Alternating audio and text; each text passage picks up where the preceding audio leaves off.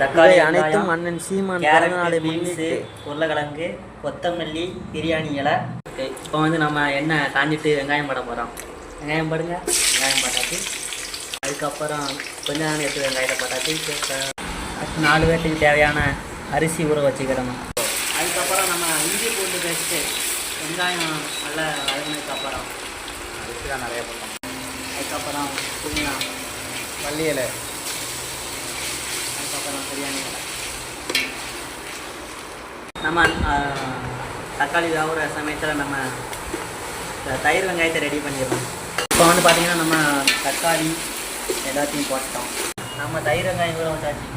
இதில் நீங்கள் மாதுளப்பழம் பார்த்தீங்கன்னா அதை விட கொஞ்சம் நல்லாயிருக்கும்.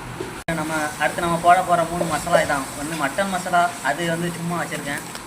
திண்டுக்கல் பிரியாணி மசாலாவும் கரம் மசாலாவும் போட போகிறோம். மட்டன் மசாலா தேவைன்னா போட்டுக்கோங்க. அடிக்கடி ஊடலில் பேசுவாங்க, அவங்க பிறகு நம்ம டிஸ்டர்பன்ஸ். அடுத்து வந்து நம்ம காய்கறி போட போகிறோம். காய்கறியை போட்டாச்சு. இனிமேல் எடுத்து சாப்பிட வேண்டியதான். கொஞ்சம் நேரம் இப்படியே நாம் கிண்டி விட்டோம். குழம்பு ரெடி.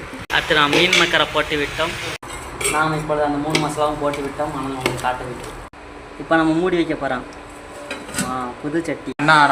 நம்ம டேஸ்ட் பார்த்தோம். அடுத்து நம்ம அரிசியை போட்டாச்சு. இப்போ வந்து நம்ம வந்து சாப்பாடை தம் போட்டிருக்கோம். இப்போ வந்து நம்ம சாப்பாடை இறக்க போகிறோம். நம்ம திறக்க போகிறோம். எப்படி இருக்கு? வந்துட்டு செம்ம அரிசி. வேற ஒன்றும் இல்லை, தண்ணியெல்லாம் கரெக்டு தான். இப்போ எப்படி இருக்குது சிக்கன் பிரியாணி? எப்படி இருக்கு?